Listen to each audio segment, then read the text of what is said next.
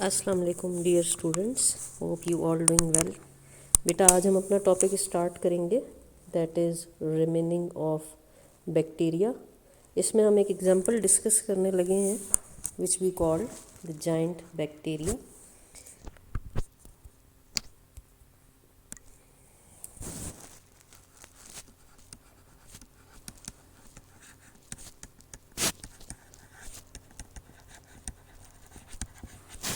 हमारा सब्जेक्ट है बायोलॉजी और हमारा टॉपिक जो हम डिस्कस कर रहे थे that is amoeba and the chapter is kingdom protista, जिसको हम चैप्टर 7 भी यहाँ पर डिस्कस कर रहे हैं।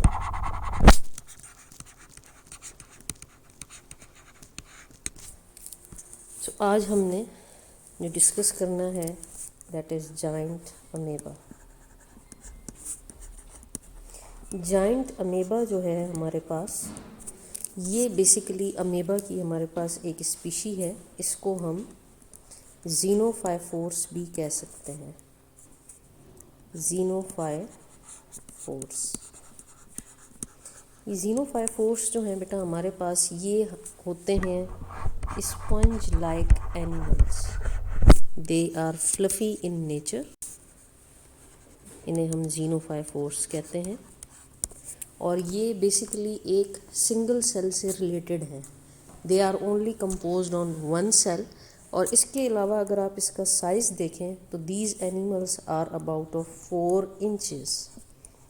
तकरीबन जो इनका साइज़ है वो 4 इंचेस के बराबर होता है। और अगर आप इसे सेंटीमीटर्स में देखें तो ये 10 सेंटीमीटर्स के बराबर है।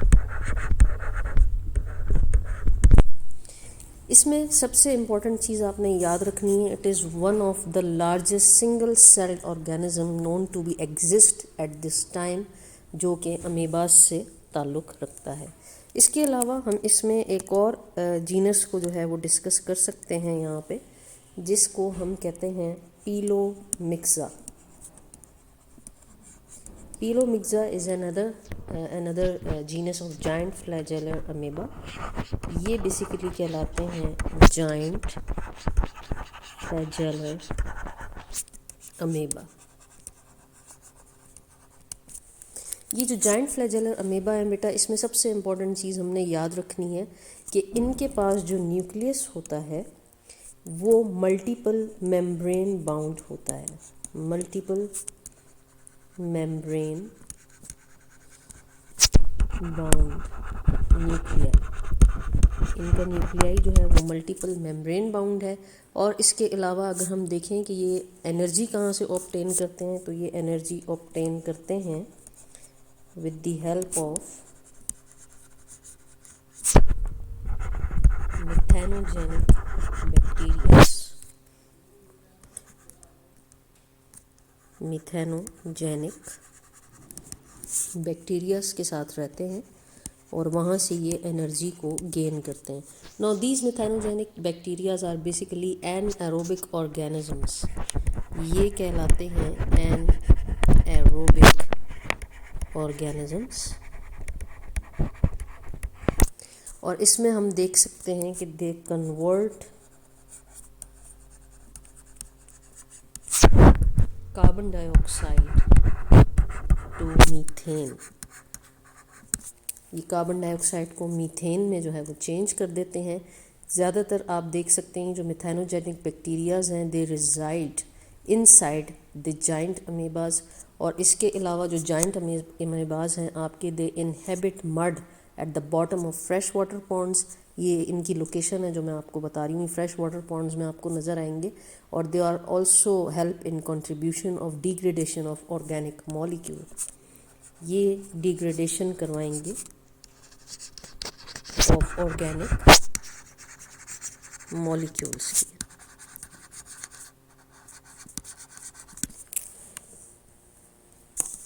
इसके अलावा बेटा हम आ जाते हैं हमारे नेक्स्ट कैटेगरी पे, जिनका नाम है जू फ्लैजिलेट्स। अब हम जू फ्लैजिलेट्स के बारे में डिस्कस करेंगे। अभी हमने अमेबा के बारे में डिस्कस किया है, अब हम जू फ्लैजिलेट्स को डिस्कस करेंगे। ज़ू का मतलब आप यहाँ पे समझ सकते हैं, जो कि एनिमल्स के लिए इस्तेमाल होता है ये वर्ड। और ज़ू फ्लैजिलेट्स आपके पास इस तरह मिलेंगे जो एनिमल लाइक अपीयरेंस देते हैं, लेकिन इनके पास मूवमेंट के लिए फ्लैजेला मौजूद होते हैं। तो ये वो प्रोटिस्ट हैं जो ज़्यादातर आपको मिलते हैं unicellular, mostly they are unicellular, ये यूनिसेलुलर होंगे। और इसमें कुछ जो है आपको मिलते हैं in the form of colonial organisation,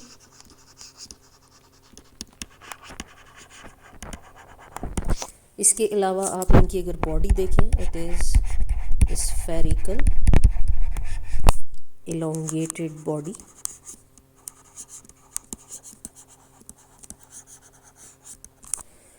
इसमें सबसे इम्पोर्टेंट चीज़ ये जो है विद सेंट्रल न्यूक्लियस होते हैं और mostly they are single cellular. आपको इनका जो न्यूक्लियस है वो सेंटर में नज़र आएगा। इनकी बॉडी में एक लॉन्ग वाइप लाइक फ्लैजेला मौजूद है,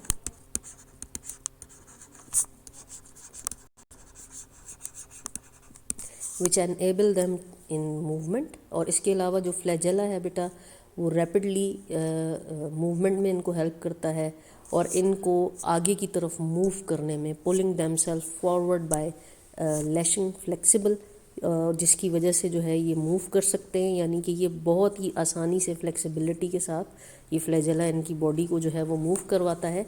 और ज़्यादातर ये जो फ्लैजेला मौजूद होते हैं they arises from the anterior end of the body.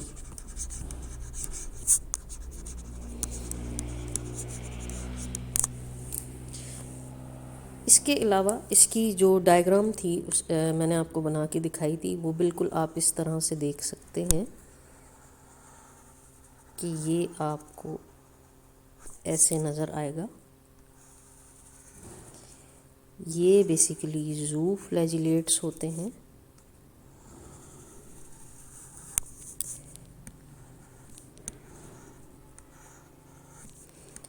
ये आपको इस तरह की डायग्राम में नज़र आएंगे।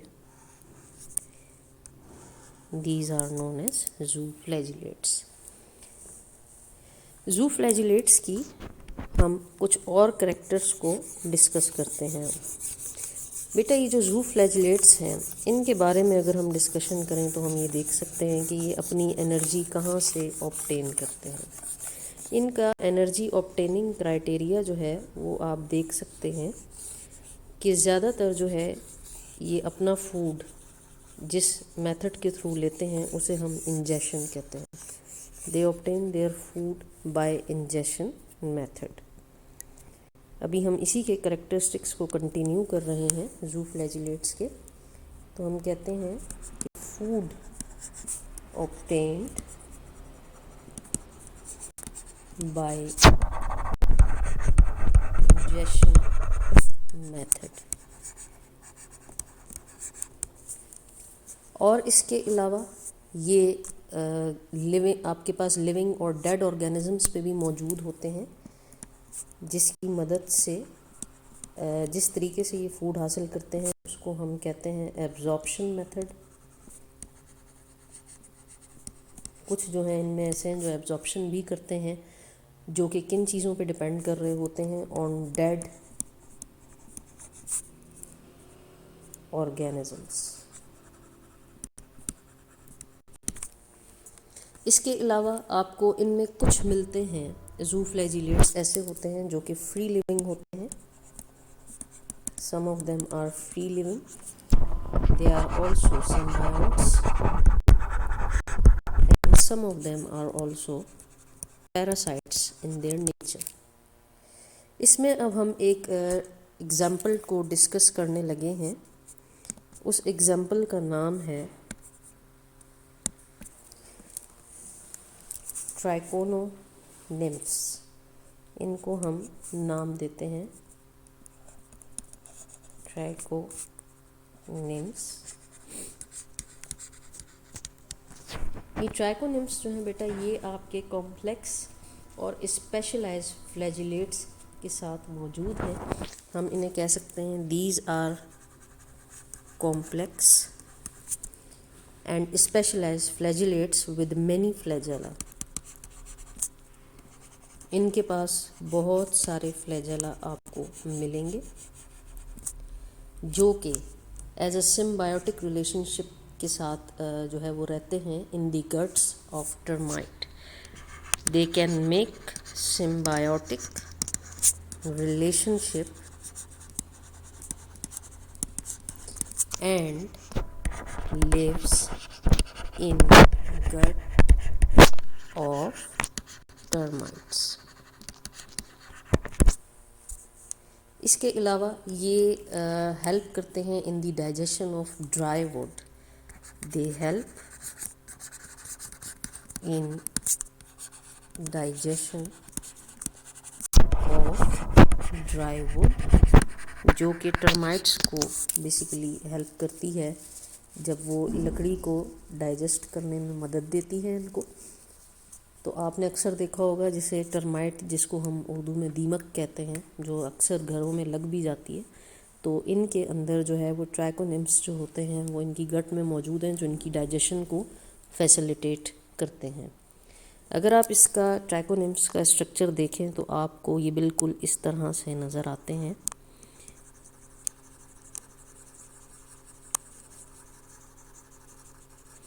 ये आपको ट्राइकोनिम्स नज़र आएंगे और इनकी बॉडी पे आपको बेतहाशा जो है वो फ्लैजेला नज़र आएंगे.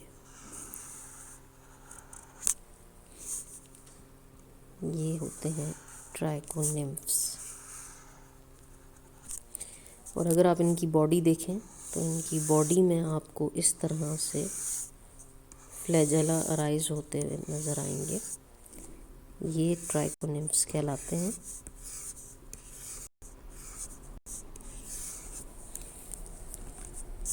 इसके अलावा हम आ जाते हैं हमारे नेक्स्ट जो मेजर ग्रुप हम जो डिस्कस कर रहे थे, जिसकी एग्जांपल मैंने आपको पीछे दी थी. इसमें हमारे पास एक और बेटा हम डिस्कस करने लगे हैं which we call them trypanosoma. ट्राइपैनोसोम्स क्या होते हैं और इनकी बॉडी कैसी होती है, ये कहाँ कहाँ मौजूद होते हैं, ये हमने डिस्कस करना है.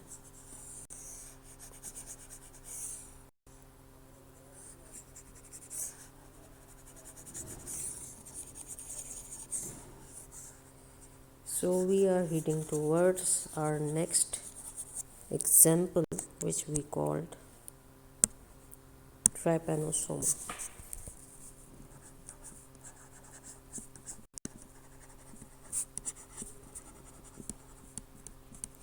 अब हम ट्राइपैनोसोमास के बारे में देखते हैं. सबसे पहले हमें याद रखना चाहिए they are known as human parasite. इनको हम ह्यूमन पैरासाइट कहते हैं, which basically cause African sleeping sickness. एक बीमारी है, इसे हम कहते हैं अफ्रीकन स्लीपिंग सिकनेस. अब हमने यहाँ पे ये देखना है कि जो अफ्रीकन स्लीपिंग सिकनेस है, इसके जो वेक्टर्स हैं, यानी इसको जो फैसिलिटेट करते हैं या इसको पहुंचाने वाली चीज़ें हैं, वो कौन सी हैं. इसमें हम बता सकते हैं हमारे पास वाइल्ड एंड डोमेस्टिक एनिमल, ये इसके वेक्टर्स हैं. ये इसको जो है एक जगह से दूसरी जगह ट्रांसमिट करते हैं and they can serve as a host for this Trypanosoma. और ज़्यादातर जो है आप देख सकते हैं ये एक स्पेशल किस्म की फ्लाई है, इसको टेस्टीज फ्लाई भी कहते हैं, या इसका एक दूसरा नाम है, इसको हम टिक टिक फ्लाइज भी कहते हैं. टेस्टीज फ्लाई या टिक टिक फ्लाइज.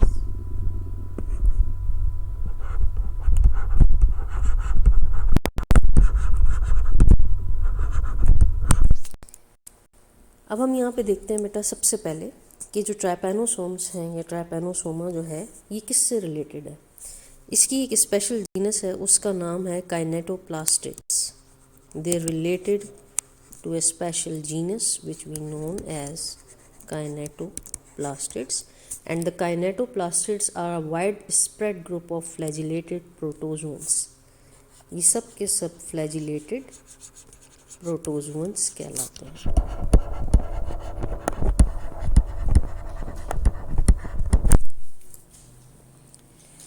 अब ये जो टेस्टिस फ्लाई है बेटा, ये टिक टिक फ्लाई है, ये जो है समटाइम्स जो है हम देखते हैं ये क्या करती है, बाइटिंग फ्लाइज के अंदर आती है।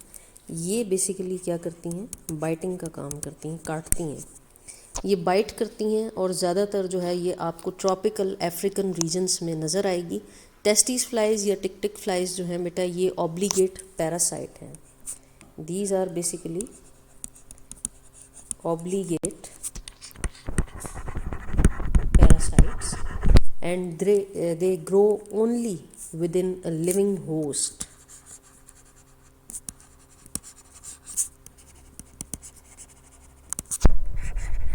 ये हमेशा अपने लिविंग होस्ट के अंदर ग्रो करती हैं and they live by feeding on the blood of vertebrate animals.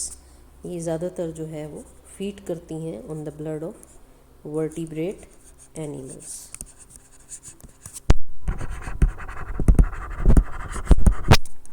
इस फीडिंग सोर्स आप कह सकते हैं।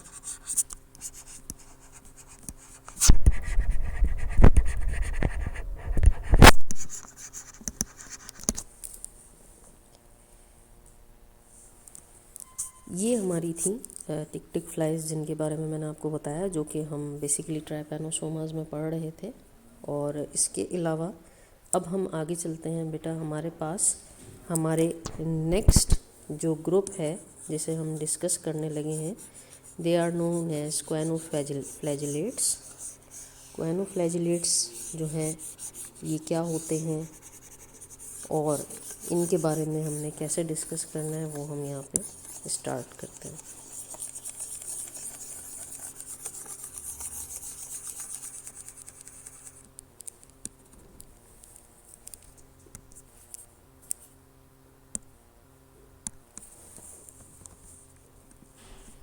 Now we are heading towards क्वाइनोफ्लैजिलेट्स।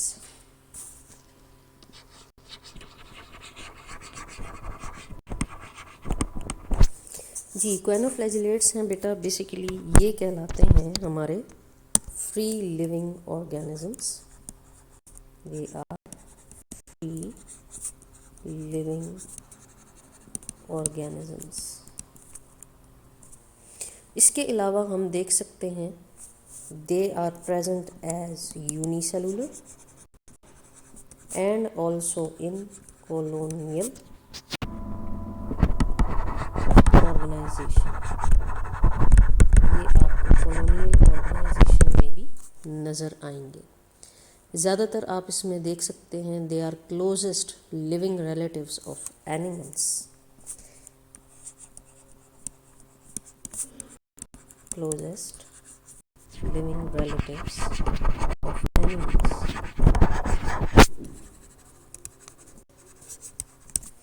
इसके अलावा हम देख सकते हैं ये कहाँ कहाँ मौजूद हैं। They are present in marine and fresh water. Marine और फ्रेश वाटर के अंदर आपको नजर आएंगे और ज़्यादातर ये होते हैं सिजाइल इन नेचर, यानी ये अपनी सारी ज़िंदगी एक ही जगह अटैच होके गुजार देते हैं। And they attach by a single stock.